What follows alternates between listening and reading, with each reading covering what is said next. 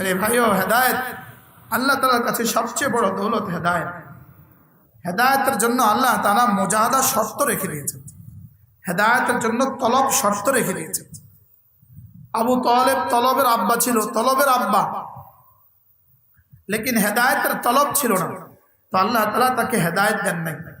আর পারস্যের বেলাল, রোমের সোহাইব, হেদায়েত ছিল, তলব ছিল, তো আল্লাহ তাআলা হেদায়েত দিয়েছেন। আল্লাহ তাআলা বাহিরের দুটো আলো বানিয়েছেন, ভিতরের দুটো আলো বানিয়েছেন।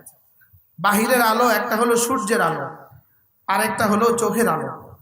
চোখের আলো ছাড়া সূর্যের আলো অচল, আর সূর্যের আলো ছাড়া চোখের আলো কি অচল। সূর্যের আলো নাই, বাহিরের আলো নাই, এই চোখ দেখবে না। আর চোখে আলো আছে, সূর্যের আলো নাই, মোমবাতি নাই, লাইট নাই, আলোর উৎস সূর্য, তো লাইট নাই, তো এই চোখ দেখবে না। তাইলে বোঝা গেছে চোখে দেখে কখন? সূর্যের আলোর সাথে চোখের আলো যখন কি করে, স্পর্শ করে। চোখে যখন বাহিরের আলো পড়ে তখন এই চোখে হাত দেখে, এই চোখে তখন দুনিয়া দেখে। আর আল্লাহ তাআলা বাতিনি দুটো আলো বানিয়েছে, একটা হলো দিলের আলো, আরেকটা হলো কোরআন আর হাদিসের আলো। বলেন, একটা কি দিলের আলো, আরেকটা কি কোরআনের আলো। দিলের আলো যদি নষ্ট হয়ে যায়, কোরআনের আলো আর তাকে হেদায়েত দিতে পারে না। আর যদি কোরআনের আলো না থাকে, দিলের আলো থাকে, সেও হেদায়েত পায় না।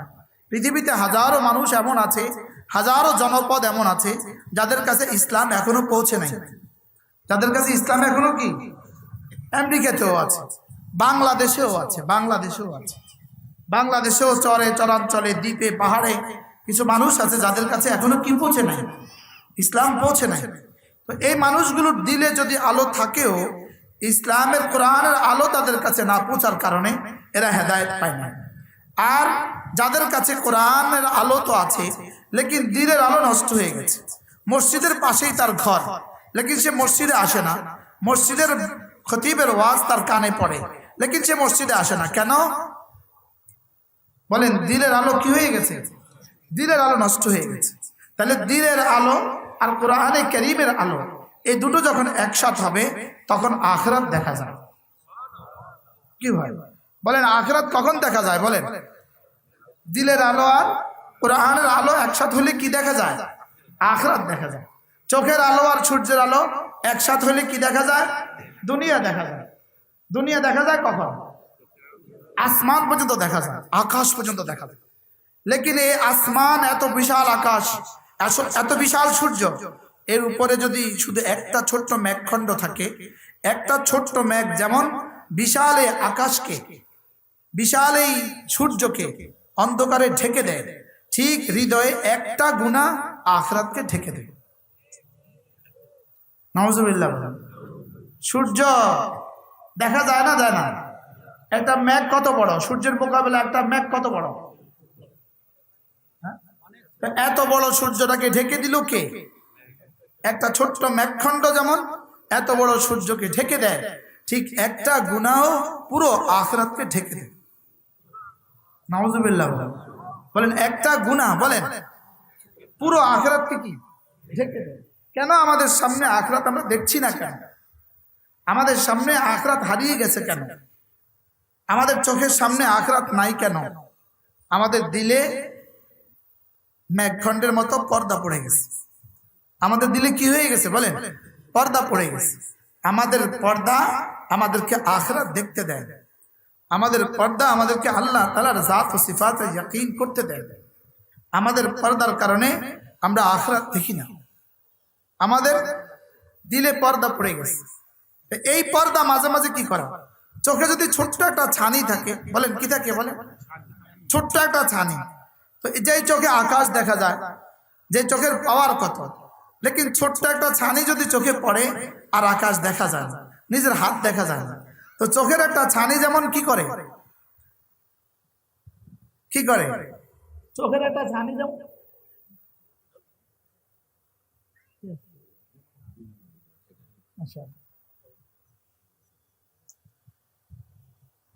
চোখের একটা ছোট্ট ছানি যেমন কি করে, দুনিয়াকে অন্ধকারাচ্ছন্ন করে দেয়।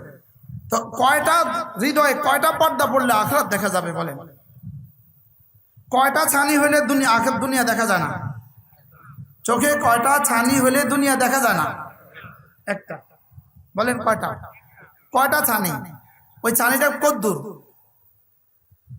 ওই ছানিটা কদ্দুর? এক জাররা। এক জাররা চোখের পর্দা, তো দুনিয়া দেখা যায় না। তো আমাদের কলিজার উপরে কতটা পর্দা পড়ছে বলেন? কলিজার উপরে প্রতিদিন কতটা করে পর্দা লাগাই বলেন? রাসূল তো বলছেন প্রতিটা গুনাহ নুকতাতুন সাউদা, একটা করে ছানি। ছানিকে কি বলবেন, কি দিয়ে বুঝাবেন? চোখের ছানি তো ব্যবহার হয় বাংলা, আবরণ বলে না, ছানি। চোখের ছানির অপারেশন করে না? এই ছানিটা কদ্দুর? এক ছানি কি করে পুরা দুনিয়াকে কি করে দেয়? অন্ধকার করে দেয়। তো এক ছানি যদি পুরা দুনিয়াকে অন্ধকার করতে পারে, তো হৃদয়ে কয়টা গুনাহ হলে আখিরাত অন্ধকার হয় না বলেন? হ্যাঁ, আমাদের কয়টা হয়েছে? হ্যাঁ,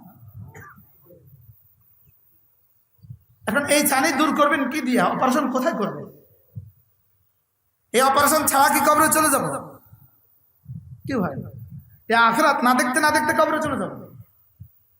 মা গাররাকা বিরাব্বিকাল কারীম আল্লাযী খালাকাকা ফাসাওয়াক। আমার ওয়াজই তো আমার জন্য ছানি হয়ে আছে। আমার ইলমই তো আমার লাগে ছানি হয়ে আছে। আমার যোগ্যতাই তো আমার জন্য ছানি হয়ে আছে। আমার সৌন্দর্য তো আমার জন্য ছানি হয়ে আছে। আমার মালই তো আমার জন্য ছানি হয়ে আছে। আর সেখানে হাজারো গুনাহ তো আছে। হাজারো গুনাহ তো কি? এবার এই ছানির অপারেশন কোথায় করবেন বলেন? এই ছানির অপারেশন ছাড়া কোন দিকে রওনা দিয়েছি? এই ছানির অপারেশন ছাড়া তো চলছি। একটা ছানি যদি দুনিয়াকে অন্ধকার করে দিতে পারে, একটা গুনাহ বান্দাকে জান্নাত থেকে বঞ্চিত করে দিতে পারে। এজন্য মেরে ভাইও, এই বসা যেন শুধুই আওয়াজের জন্য না হয়। শুধুই আওয়াজের জন্য যেন আমাদের এই বসা না হয়। শুধুই কানের জন্য যেন এই বসা না হয়। এই বসা যেন আমাদের দিলের অপারেশনের জন্য হয়। কি হয়? আল্লাহ তাআলা না আমার সৌন্দর্যের দিকে তাকান, না আমার ড্রেস আপের দিকে না আল্লাহ তাকান, না আমার মালের দিকে আল্লাহ তাকান। আল্লাহ তো তাকান শুধুই আমার দিলের দিকে। দেখি ওই দিলে কে আছে, দেখি ওই দিলে আমি কতটুকু আছি। বলেন বলেন বলেন, দেখি ওই দিলে আমি কতটুকু আছি। তোমার দিলে আমি কতদূর আছি? মা বোনকে বলছি, হযরত ইব্রাহিম আলাইহিস সালাম এই বুড়ো বয়সের ছেলে না? আচ্ছা, কতটা আদরের ছেলে। হ্যাঁ, সারা জীবনের কান্না, সারা জীবনের দোয়া। যদি খলিল আলাইহিস সালামের দোয়া হয়, খলিলের দোয়া দাম কেমন? খলিল কেমন, খলিলের দোয়ার দাম কেমন? তো সারা জিন্দেগির দোয়া, রব্বি হাবলি মিনাস সালিহিন, আল্লাহ একটা নেক সন্তান দেন, নেক সন্তান দেন। তো হইলো ছেলে, ছেলের জন্য একটা ভালোবাসা হয়ে গেছে। ছেলের ভালোবাসা এটা তো শুধুই মাকরুত নয়, বলকে মাহবুব, বলকে মামদুহ, বলকে প্রশংসিত। ছেলেকে ভালোবাসবে স্বাভাবিক না অস্বাভাবিক? এটা কি খুশির বিষয় না দুঃখের বিষয়? এটা কি আনন্দের বিষয় না দুঃখের বিষয়? এটা তো মহব্বতের বিষয়। এটা ছেলেকে ভালোবাসবে, এটা স্বাভাবিক। লেকিন রব্বে কারিমের কাছে যেন রব বললেন, খলিল আপনার কলিজায় শুধু আরেকজনের ভালোবাসা একটু বেশি হবে।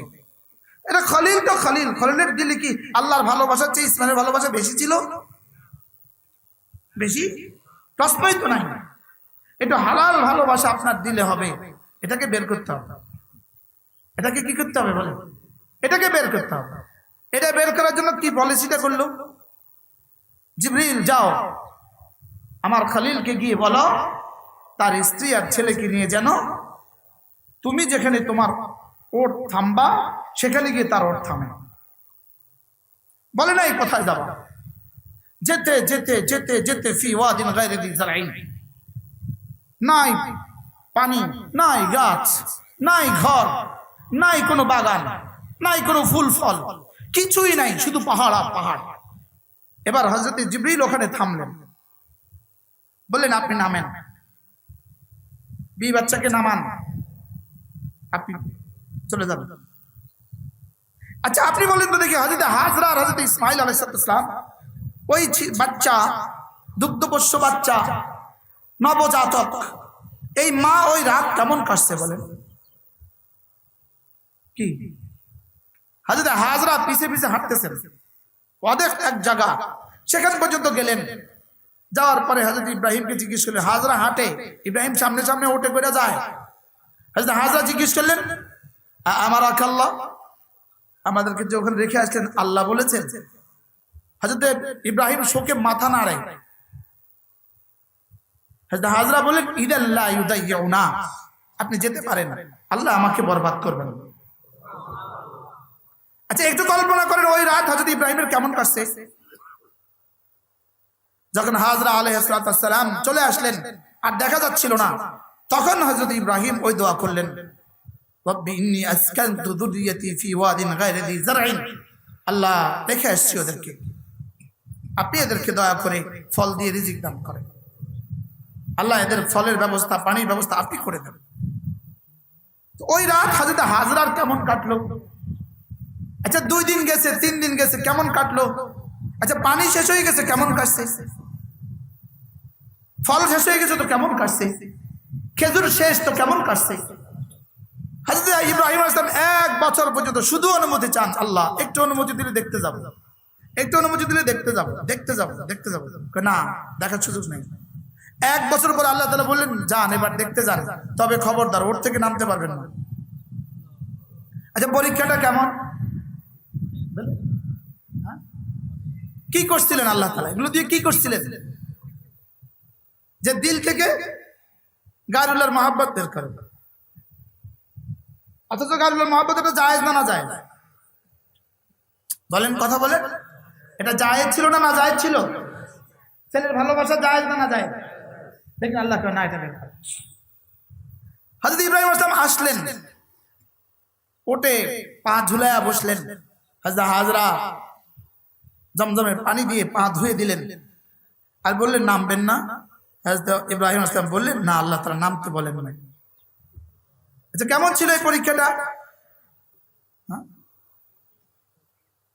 হযরত হাজরা পানির ওয়াকিয়া শোনায়া দিলেন, পানির ঘটনা শোনায়া দিলেন, পানি ব্যবস্থার কথা বলে দিলেন। হযরত ইব্রাহিম ফিরে গেলেন, আবার দোয়া করেন, আল্লাহ আবার একটু অনুমতি দেন, বাচ্চাটাকে কোলে নিয়ে আসি, এটা আদর করে দিয়েছি। এখন এই হযরত ইসমাইল এখন হাঁটতে শিখছে, দৌড়তে শিখছে, খেলার সাথী বলতে মা, আর তো কেউ নাই। ছায়া বলতে তো কিছু নাই, বলেন ছায়া বলতে তো কি? এই সূর্যই সাথী, এই চাঁদেই তার সাথী, এই পাহাড়েই তার খেলনা, এই পাথরেই তার খেলনা, এই জমজমেই তার পানীয়। কি ভাই, এই জন্য মেরে ভাইও কলিজায় শুধু আল্লাহ তাআলার মহব্বত। বলেন বলেন, আল্লাহ তাআলার মহব্বত। কার মহব্বত? বলেন, দিল থেকে গায়রুল্লাহর মহব্বত বের করেন। আল্লাহ ওয়াল্লাযীনা আমানু আশাদ্দু হুব্বান লিল্লাহ, এই কলিজায় শুধু আল্লাহকে রাখেন, আল্লাহকে রাখেন। কলিজার সামনে থেকে পর্দা হটান, চোখের সামনে থেকে গুনাহের পর্দা হটান, কানের সামনে থেকে গুনাহের পর্দা হটাও, দিল ও দিমাগের সামনে থেকে গুনাহের পর্দা হটান। আর যেগুলো হয়ে গেছে এগুলোকে দূর করার একটু চেষ্টা করে, একটু কি করি বলেন, একটু চেষ্টা করে। গুনাহ মানুষকে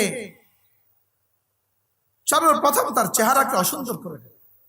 গুনাহ মানুষের চেহারাকে অসুন্দর করে দেয়, গুনাহ মানুষের চেহারাকে মলিন করে দেয়, গুনাহ মানুষের দিলকে অন্ধকার করে দেয়, গুনাহ মানুষের জিন্দেগিকে তং করে দেয়, গুনাহ মানুষের জিন্দেগি সংকীর্ণ করে দেয়। আর জিকির মানুষের জিন্দেগিকে চেহারা সুন্দর করে দেয়। জিকির মানুষের দিলকে আলোকিত করে দেয়, জিকির জীবনকে প্রশস্ত করে দেয়, জিকির দুনিয়াকে আলোকিত করে দেয়, জিকির আখিরাতকে আলোকিত করে দেয়। এজন্য যাররা যাররা গুনাহ থেকে বাঁচা। সবচেয়ে বড় জরুরি আজকে মোবাইলের গুনাহ থেকে বাঁচা। বলেন কি বলছি? বলেন, আবার বলেন, আবার বলেন, সবচেয়ে বড় জরুরি কি? মোবাইল সরাসরি দাজ্জালের হাতিয়ার। মোবাইলের গুনাহ থেকে বাঁচা। বলেন, মোবাইলের গুনাহ থেকে বাঁচা। বলেন, আবার বলেন, মোবাইলের গুনাহ থেকে বাঁচা। আল্লাহ মেহেরবানি করে আমাদেরকে বুঝ দান করেন। হুজুর ঘড়ি দেখেন, এখানে তো ঘড়ি দিলে ভালো হয়, ছোট একটা ঘড়ি বা ছোট মোবাইল দিলে ভালো। আল্লাহ তাআলা আমাদেরকে গুনাহ থেকে বাঁচান। গুনাহের জজবা, এটা হলো গুনাহের জজবা। একটা হলো গুনার যোগ্যতা, একটা হলো গুনাহ করা। বলেন জজবা, যোগ্যতা, করা, কয়টা? তিনটা। গুনার যোগ্যতা এটা মানবতার গুণ, এটা ভালো। গুনার যোগ্যতা এটা ভালো। বলেন কি? গুনার যোগ্যতা না থাকলে নেকির কোনো দাম হবে না। যেমন গরুর গুনাহের যোগ্যতা আছে, নেকির দাম, নেকি করার যোগ্যতা নাই। এই জন্য গরুর গুনাহের কারণে সাজা নাই। ফেরেশতার সমস্ত নেকির যোগ্যতা আছে, গুনাহের যোগ্যতা নাই। এই জন্য ফেরেশতার নেকিতে পুরস্কার নাই। কি বলছে বলে? ফেরেশতার নেকিতে কি নাই? কেন? গুনাহের। আর গরুর গুনাহতে সাজা নাই কেন? নেকির যোগ্যতা নাই। বলে আর আমাদের গুনাহতে সাজা, নেকিতে পুরস্কার কেন?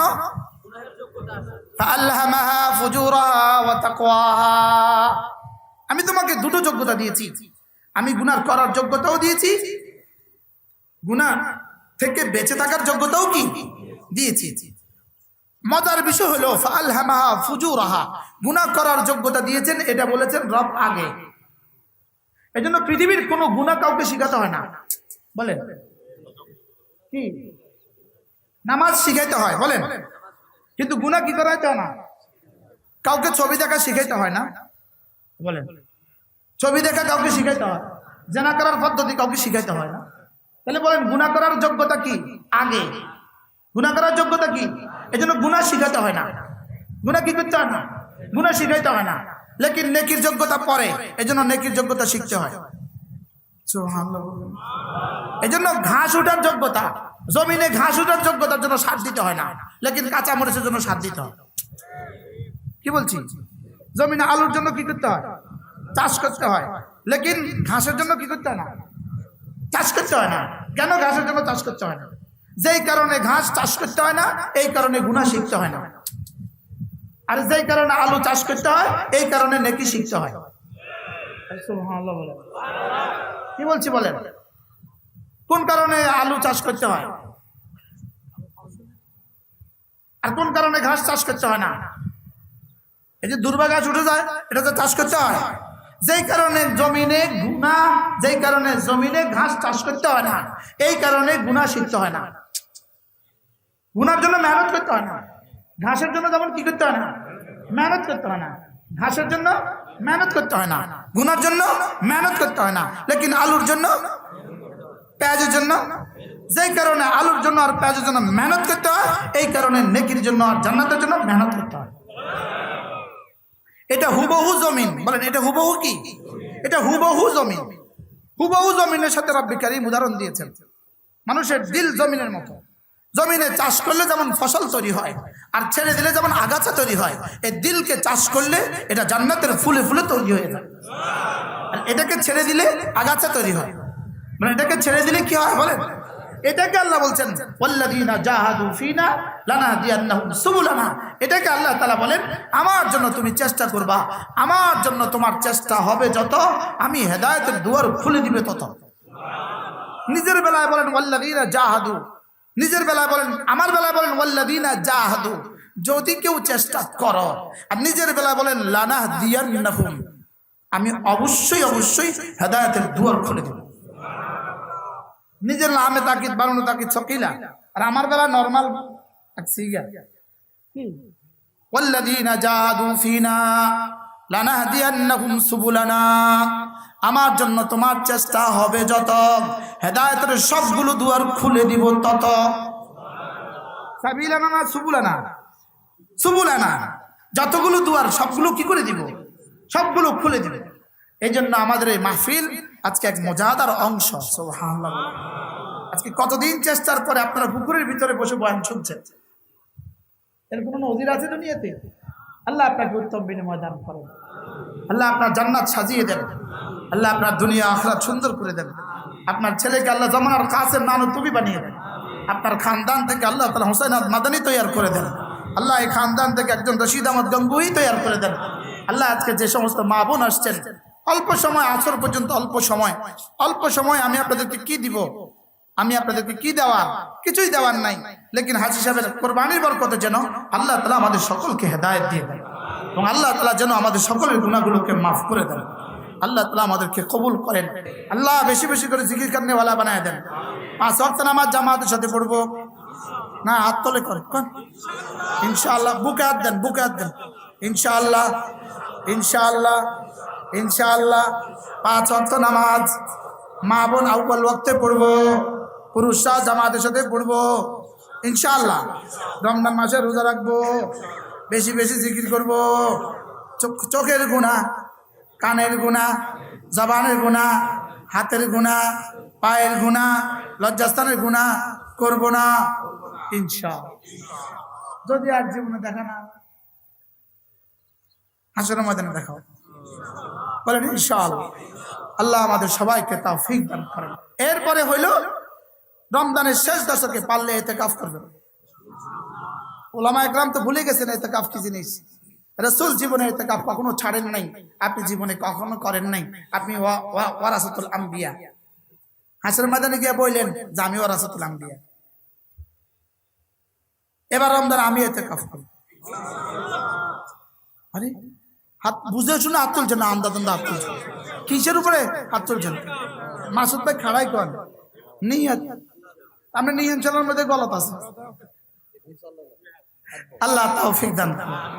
যদি সুযোগ থাকে রমজানে উমরা করবেন ইনশাআল্লাহ, কর না ইনশাআল্লাহ। রমজানের শেষ দশকে কি করবেন?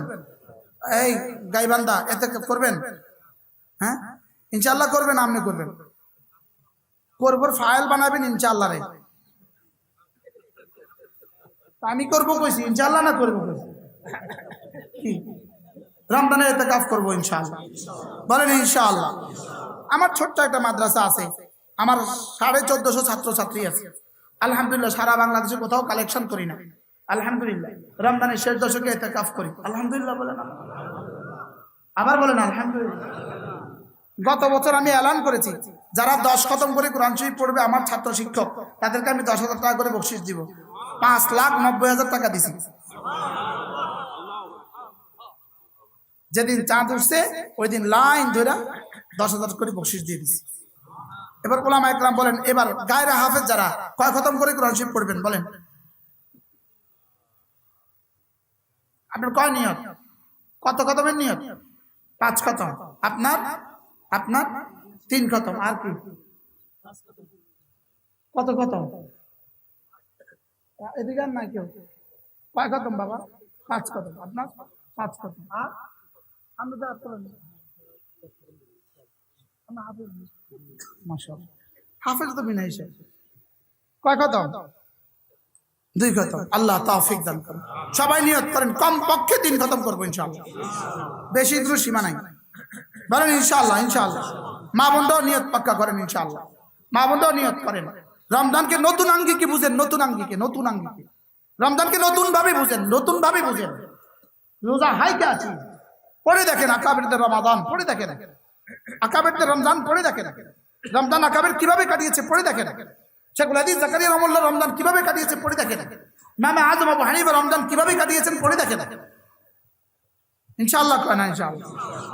তাহলে ইনশাআল্লাহ রমজানের কোরআন শরীফ পড়বো তো ইনশাআল্লাহ বেশি করে। ওই পিছনের চশমাওয়ালা মুফতি সাহেব, হাফেজ সাহেব না, আপনাকে তো আপনি হাফেজ নেই, তাহলে আপনি কয় খতম? 5 খতম ইনশাআল্লাহ। নাম নেই। আর কে আছে আমার বন্ধুরা? আর কে আছে? ফারুক ভাই কয় খতম কোরআন শরীফ? ওরে মা, তো দই ফেসবুকে দই বানাইবো কে? কয় খতম? 2। আচ্ছা আলহামদুলিল্লাহ। বাকিদের কি নিয়ে আচ্ছা বল ইনশাআল্লাহ। আল্লাহ তৌফিক দান করেন। যারা কোরআন শরীফ পড়তে পারেন না, যারা কোরআন শরীফ পড়তে পারেন না, আপনি নিয়ত করেন রমজানের দিনের বেলায় সূরা ফাতিহা পড়বেন 100 বার, রাতের বেলায় সূরা ইখলাস পড়বেন 100 বার। এবার ইনশাআল্লাহ মানে সহজ বক্ত লাগে ইনশাআল্লাহ এটা জোরে। সূরা ইখলাস কতবার? সূরা ফাতিহা কতবার? সূরা ইখলাস 100 বার পড়তে আমার লাগে 15 মিনিট। আমার লাগে 15 মিনিট। আপনার লাগবে কত মিনিট? 30 মিনিট। আপনাকে লাগবে 5 মিনিট। আমরা অ্যাডভান্স দিই, আপনারা ডিজিটাল তো আরো এক দাফে গিয়ে, আপনার তো স্মার্ট। চলেন নিয়ত করে ইনশাআল্লাহ। আল্লাহ আমাদেরকে তৌফিক দান করেন।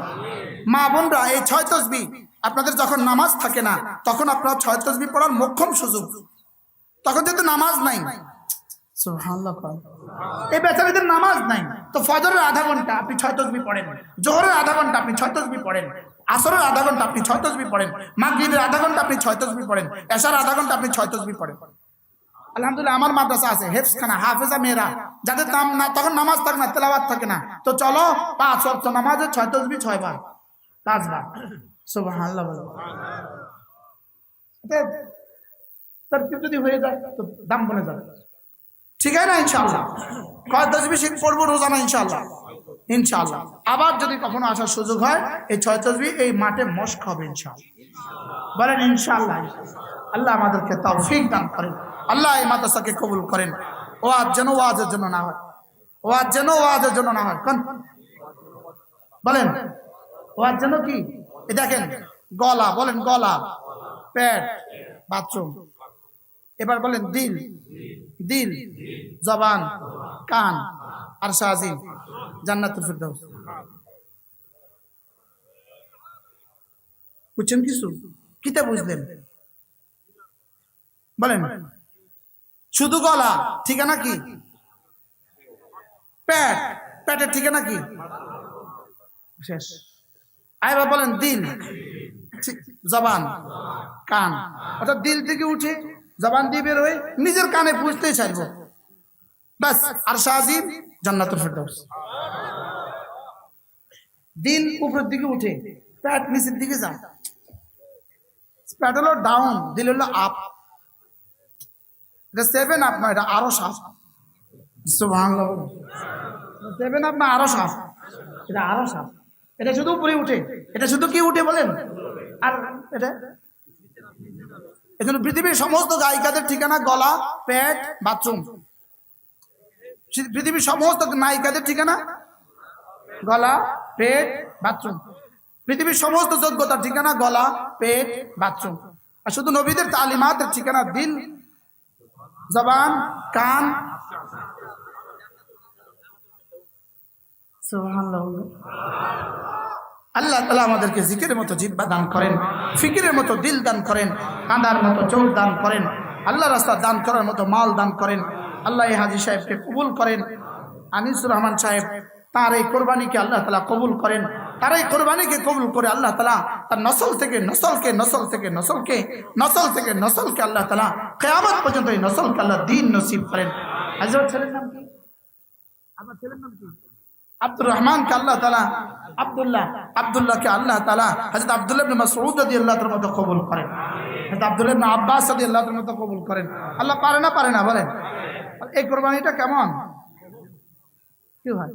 আমাদের হযরত আলহাজ তৈয়ব সাহেব আলহামদুলিল্লাহ আমার এই মজলিসে আসার জন্য উনি কি পরিমাণ কষ্ট করেছেন, বাকি ওনার কোরবানির বরকতে আমিও এই সৌভাগ্য নেওয়ার সৌভাগ্য আমার নসিব হয়েছে। আল্লাহ তাআলা ওনার হায়াতের মধ্যে বরকত দান করেন। ওলামা ইকরাম যারা দূর দূর থেকে আসছেন আল্লাহ আপনাদের সকলকে কবুল করেন। আমাদের কুমিল্লা সুধন্যপুর মাদ্রাসায় প্রত্যেক ইংরেজি মাসের শেষ শনিবারে জিকিরের মজলিস হয়, পারলে শরীক হবেন। রমজানের শেষ দশকে ইনশাআল্লাহ ইতিকাফের সিলসিলা জারি হয়েছে। গত বছর ছিল 700 জন, কতজন? এবং অনেককে ফিরিয়ে দেওয়া হয়েছে জায়গা না থাকার কারণে। যারা পারি আগে ভাগে যাবো ইনশাআল্লাহ। দাড়ি ছাড়া কাউকে নিব না, আর মোবাইলওয়ালা কাউকে রাখবো না। এই 2 পাবন্দি আছে, কি নেই? দাড়ি ছাড়া ছোট কাউকে নিব না, আর কি মোবাইলওয়ালা কাউকে don't interest in this area, এখানে প্রবেশ নিষেধ। আপনার মোবাইল আপনি বাইরে রেখে আসেন। এই 2 শর্ত হলে ইনশাআল্লাহ আপনাদেরকে বালিশ দেওয়ার মতো বালিশ আমার কাছে আলহামদুলিল্লাহ আছে। আল্লাহ আমাদের সবাইকে কবুল করুন। সুবহানাল্লাহি ওয়া বিহামদিহি, সুবহানাকাল্লাহুম্মা বিহামদিক, আশহাদু আল লা ইলাহা ইল্লা আনতা, আস্তাগফিরুকা ওয়া আতুবু ইলাইক। ওয়া সাল্লাল্লাহু তাআলা আলা নবিয়্যিল কারীম ওয়া আলা আলিহি ওয়া সাহবিহি আজমাইন।